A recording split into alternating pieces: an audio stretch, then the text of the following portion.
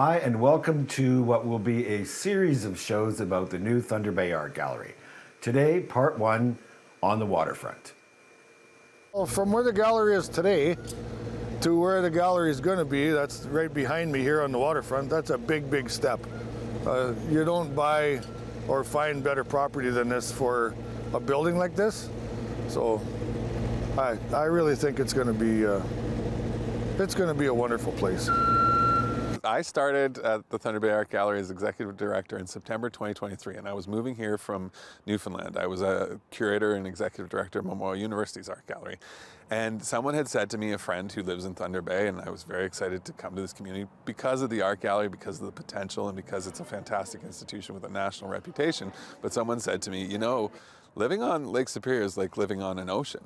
And coming from Newfoundland, I thought, you know, I find that hard to believe, but I have been blown away in my time here how central Lake Superior is to the essence of this city, to the energy, and how special a body of water it is. It's the greatest lake in the world. So my name's David Bishop. I'm site superintendent here on the site. Yeah, it's a good building for Thunder Bay. I know that there's always a little controversy at the start of these jobs, but after it's built and up and running for a few years, all that's going to fade away.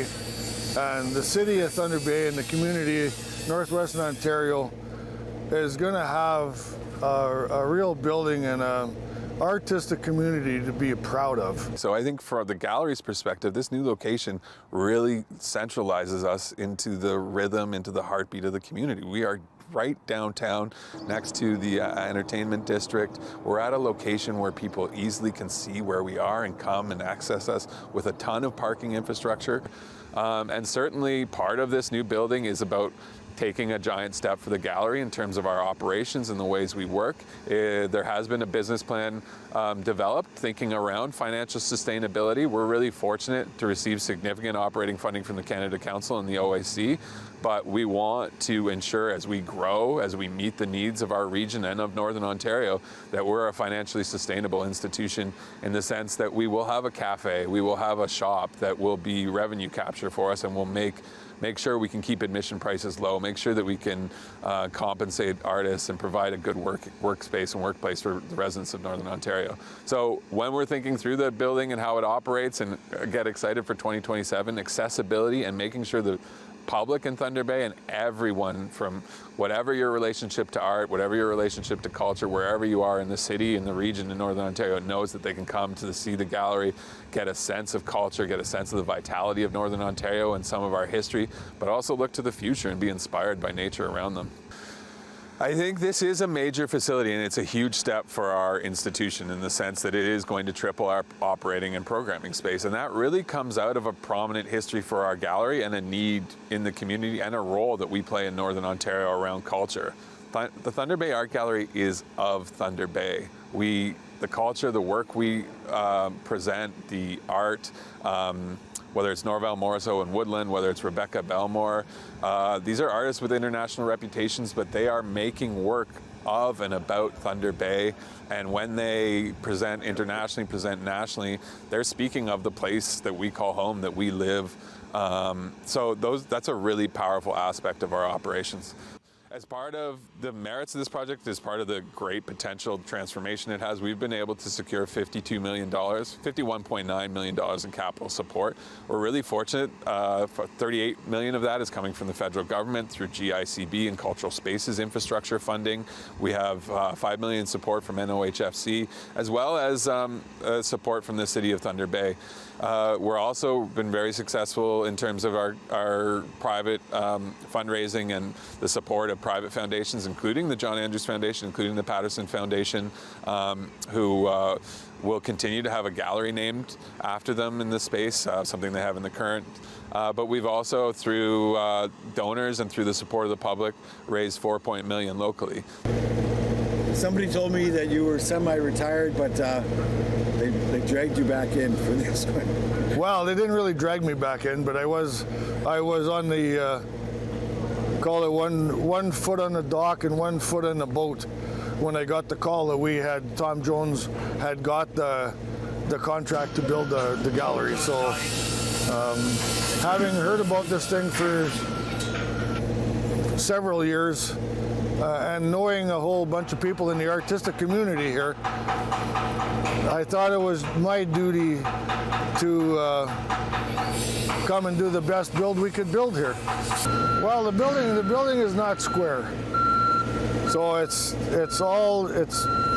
an artistic concept of a building for sure. It definitely won't be boring to look at when it's over, when it's done. It's got covered walkways, covered decks. The front door, when it's all done, will be kind of like walking into a small cave entrance, I think. You're not going to find a building like this anywhere around for quite a while. The challenge for us is, over this time, since the project has begun, the cost of construction, the cost of major capital has escalated. There have been unexpected aspects of this capital project and this building, environmental remediation, the pandemic, delays related to those issues that have meant that we need to fundraise more and get this project over the finish line for 2027. So we do rely on public support, and if there are so inclined to provide that support, there's information on our website, and there's calls and asks going out in community. But we also understand that this is a project that's going to have an impact on the province and on the country, and we are activating a strategy of philanthropy that's focused provincially and nationally on activating that network of supporters for Indigenous culture, and for the Thunder Bay Art Gallery. So that's where we're at financially and moving. We've been really fortunate thus far, but there's still a ways to go. Can you talk a little bit about the walking trail? Because this is obviously already a very popular walking spot, and this is just incorporating that in. People will still have access and all of that. Yeah. Well, so the trail starts over in Marina Park, and it will continue down right along the front shoreline of this building. There's a jetty out here that will be fixed up, remanicured, and it'll be just become a nice, right now everybody's got to walk that road to get from the park to Pool 6. So joining those two will walk you right by this particular building. While you're off the road, you're safe. It's going to be it'll be a nice place to come walk. Well, like I said, I worked down here for many years doing other projects, and it's fun to come down and, in the morning you get the sunrise, you get this sun coming up over the Giant, and it kind of, that in itself is kind of spectacular. There's people come down here every day in the morning, and you meet all kinds of different people here, but you see the same ones early in the morning, and they're all looking at the same thing, and it's that Giant and the sun and the bay. It's just a real connection to, I don't know, kind of a faraway place. It's kind of cool. We have a really tranquil location right now. We're tucked in the woods.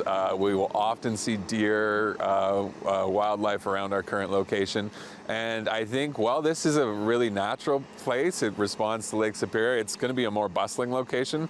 You can even hear in the background the amount of activity, both in terms of cars, but also local people walking by. So we anticipate this to be a bit more of a central location and to be a hub of activity. The gallery is always bustling. We have kids programs, we have school programs, and we often have people in our space and using our event space, using our classroom, coming to visit exhibitions, going to education programs. But we expect that to magnify, to amplify significantly in this location because of how much more convenient, how much more prominent it is, not only for local and members of the public in our region, but also for tourists traveling here and coming here. So we really believe in the waterfront development and what it means for our city, and we think that the Thunder Bay Art Gallery will be a key catalyst for the success of this space. I think one of the things, I'm a relatively new resident to Thunder Bay, and I have 4 children. I decided to move to this city. I bring my family here because I believed it was a great place to raise my kids, and it was a place where I had friends and family and knew that there was a quality of life that was unique to Thunder Bay. And I really see the art gallery and some of the other civic resources as essential to a really good quality of life in Thunder Bay. And I think people outside of Thunder Bay or in the rest of Ontario might not have an understanding of what a fantastic community this is to raise children in. Anything you'd like to add in closing? We're just going to keep working until we're done here, and we're going to build the best building that Thunder Bay can build. So, yeah, carry on.